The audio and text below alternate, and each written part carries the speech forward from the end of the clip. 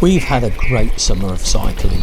We rode the New King John Way in Lincolnshire, we saw the opening of the Trent Vale Trail and recently toured the Low Countries. And I'm especially pleased with the recovery from having both of my knees replaced back in January. But now it's autumn and this is probably one of the last warm sunny days of the year. The leaves are about to put on their final display and it's great to be out on my bike. But that also means the nights are getting longer. So commuters will be riding back and forth in the dark, and our long days out could also begin and end in darkness. Even when it's not dark, it may be murky, so at all times of day and night we must make sure that we're seen. And I'll show you what we're doing this winter. A high proportion of cyclist fatalities and serious injury is caused by side-on collisions. And these are usually at junctions and intersections. This is often because cyclists have their lighting and reflectors concentrated at the front and rear of their bike. That's if they have lighting at all. When researching cycling law in the Netherlands for our recent Low Countries adventure, I noted that wheel reflectors are required. I'd long discarded those little orange reflectors that all bikes are supplied with, so I needed something new. And that's when I discovered spoke reflectors. These are a highly reflective sleeve that clips over a spoke. I paid £13 for 72 of them and I split them between mine and Wendy's bikes. These fit tightly with no rattling and they stay in position. These spoke reflectors are a cheap and effective way of adding some amazing visibility when a vehicle approaches side on when you're passing a junction. And I'll leave an Amazon link in the description below. Wendy and I will be installing our Redshift Arclight pedals for the winter, and if you haven't already heard of these, take a look at my early review. If you're doing a lot of night riding, then the additional disruptive lighting these provide is a great aid to being seen. And they're available in flat or SPD clipless. There's a link below in the description with a huge 15% discount. Also, as in the UK, the Netherlands require pedal reflectors and they'll issue fines for non-compliance. Now I don't know how serious they are about this, but I wasn't going to take any chances. Those of us using clipless pedals don't usually have pedal reflectors, so I purchased these cheap little reflective bands that fasten around the ankle with Velcro. As well as providing the pedal area reflection, they also acted as trouser clips for the couple of times I was wearing normal trousers. I use bright lighting both day and night, both to see and be seen. Such lighting's easily visible from front and rear, but not so much from that vital side-on view. Now I'm offered lots of cycling lighting to review and I almost always turn them down as they're offering nothing new or innovative. But by coincidence, when I was planning this video, leading cycling light supplier Ravemen asked us to try their lights. Now I was about to reject these until I noted that their lights provide illumination to that vital side area, so I readily accepted their offer. I first tried their FR500, which is a 500 lumen LED front light. Now I have a lot going on my handlebar, so have very little space for mounting lights. Apart from the side illumination, I was attracted by the ability to piggyback my Wahoo on top of the FR500. The light simply attaches to my Wahoo mount, which is attached to my Redshift top shelf bag, and the Wahoo head unit then mounts on top of the headlight. It all fits very securely, so the included tether is nice to have, but it's not likely to be needed. The kit comes with a mount for Garmin and a Wahoo adapter. It's supplied with a Garmin mount fitted, but that fitted the Wahoo perfectly, so I didn't need the adapter. They also offer versions to fit other brands of head unit. If this style of mounting doesn't suit you, you're likely to find an option on the Ravemen website that does work for you. This unit also doubles as a power bank, and they even supply 2 short leads to make this easy. There's a USB-C to C and a C to micro, so all the bases are covered. And it's bang up to date because it uses USB-C for charging and the charging cable is obviously supplied.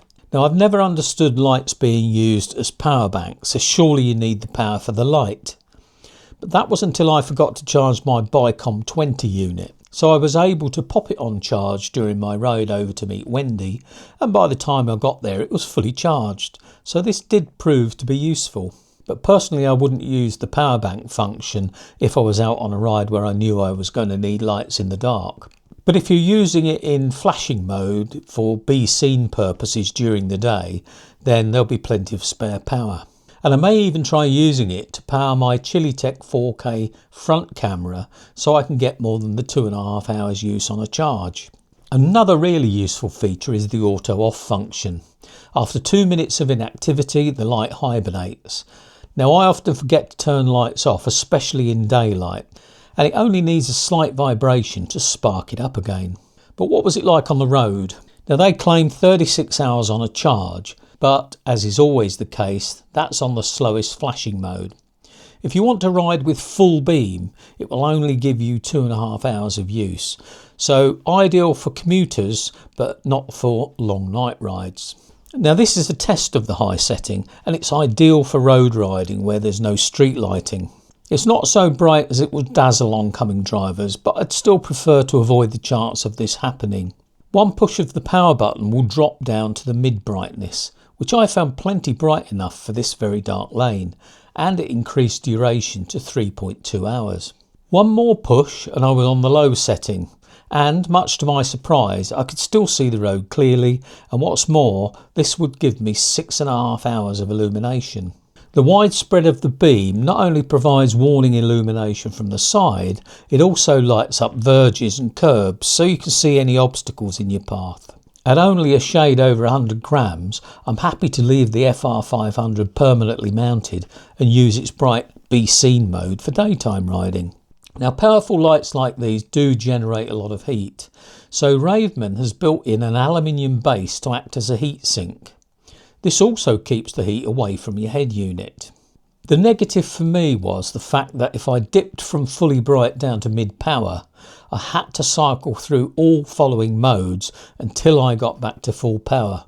This is the case with many lights and is the only negative I could find.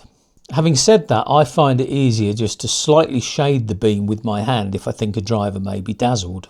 Now onto the rear light. It was the long side illumination that attracted me to the CL01 tail light. Now, my seat post is already quite busy with my Chilitech rear camera and the Garmin Varia radar.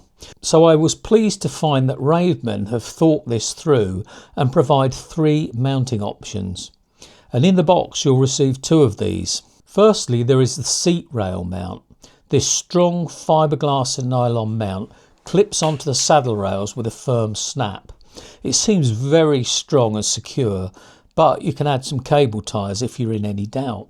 It features Ravemen's twist lock design, which is like a mini Garmin mount, so the CL01 simply clips in firmly with a twist.